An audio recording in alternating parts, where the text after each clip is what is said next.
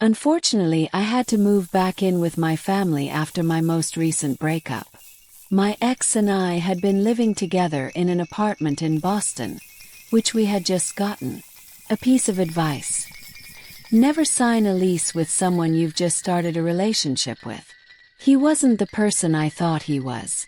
My parents live in Western Massachusetts, and if you've ever been to Massachusetts, you'd know that the further west you go, the more rural it becomes.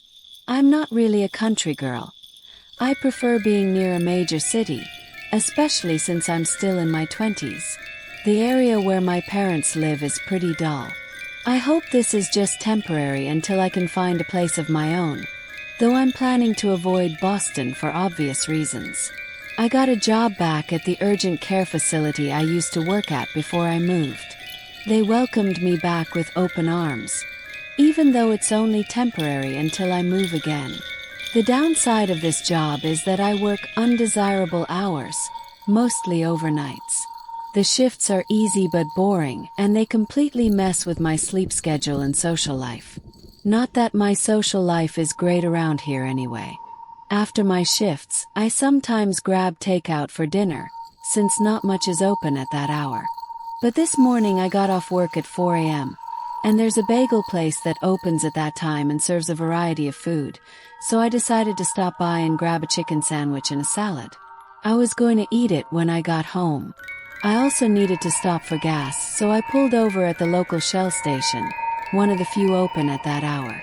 The parking lot is huge, yet I hardly ever see any other cars there, even during the day. I went inside to pay cash to save a little money, then went back outside to pump my gas. Just as I was walking over to my pump, I noticed another car, a blue sedan, pulling up to the next one. A guy got out of the car as I started fueling. I noticed he locked the handle so the gas would automatically dispense, and then he walked through the two pumps towards my side. He said, "Want to see a funny trick?" I immediately hated the interaction, but for some reason I responded, "Sure, what's the trick?" He then started doing that old trick where you pretend to pull your finger off with the other hand by just folding it down. He kept looking down at his hands and back at me, giving me a sarcastic look as if he knew it was stupid. I fake laughed so he would go away, but he didn't stop.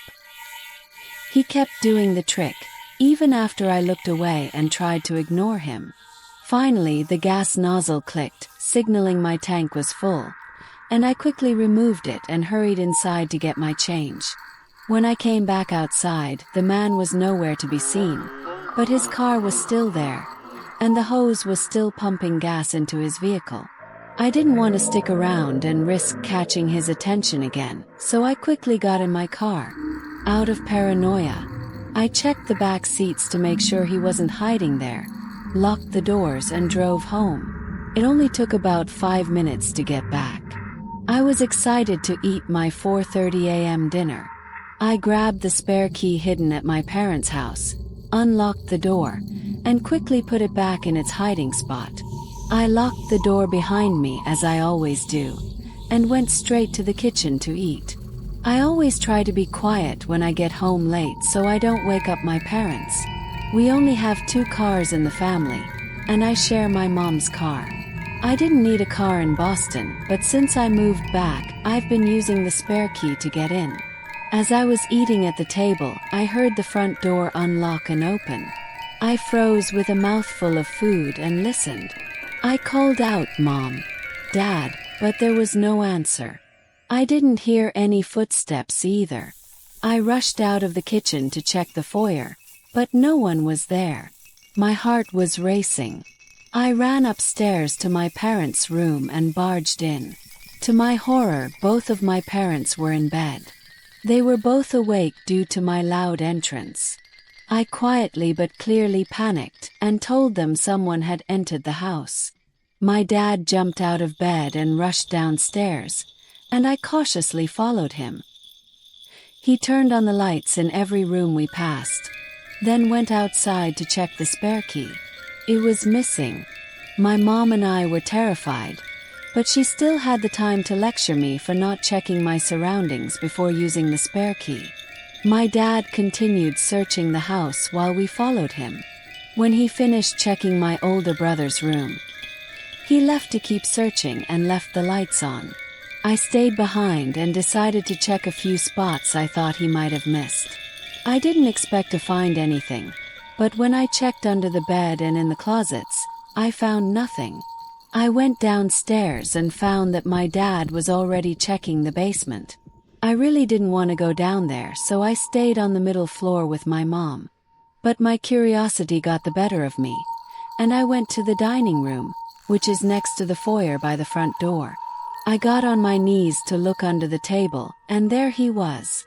I couldn't believe it. The man from the gas station was hiding under the dining room table. I screamed as loud as I could, and my mom screamed too. My 65-year-old dad rushed up the stairs as quickly as he could, ready to fight the intruder. The man crawled out from under the table and started fighting my dad, who was at least 20 years older than him. My mom and I started hitting and punching him while my dad still held on. It wasn't until all three of us were attacking him that he decided to run and escape out the front door. We immediately called the police, and thankfully they responded quickly. However, the man still had the spare key. That night, the police left a car in our driveway to deter him from returning. My dad wedged a chair in front of the front door and slept in the living room. The next day he changed the front door lock, and with that my parents stopped hiding the spare key outside. I feel guilty for bringing this dangerous man to my parents' house. And I know it was my carelessness that led to this, but I am thankful for my family's safety.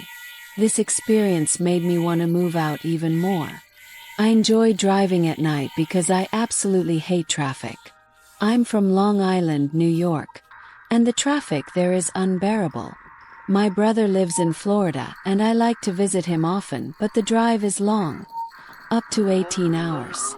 I like to leave New York early in the morning around 2 a.m., so I can get out of the high traffic areas before the roads get busy. On a Thursday morning at 2 a.m., I set out for the long drive and stopped at Dunkin' Donuts for coffee, knowing I had a grueling journey ahead. The drive from New York to Florida is easy once you're out of New York. Just take I-95 all the way down. By 4 a.m. I started feeling hungry, so I pulled off the highway at the first food sign. I saw Wendy's and decided to grab breakfast. I skipped breakfast earlier because I didn't feel hungry when I woke up.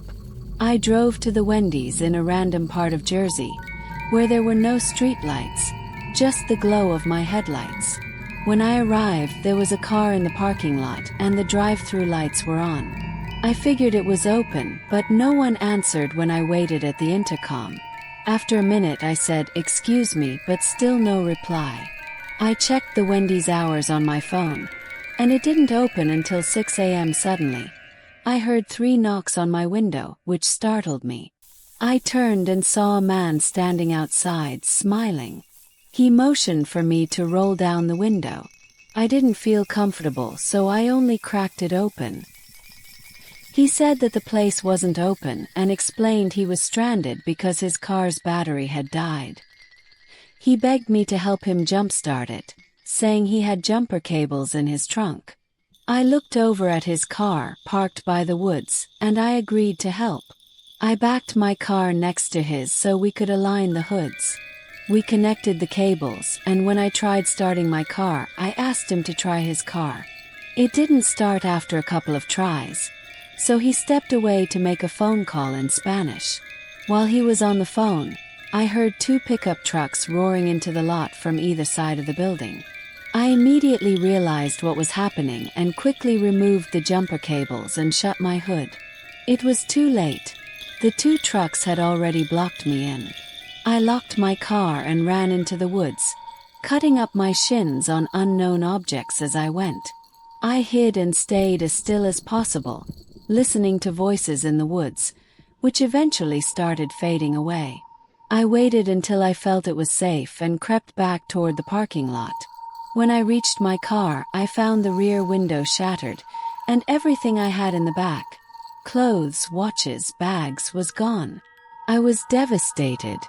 After calling the police, I learned from them that the car had a fake license plate and the trucks didn't have any plates at all.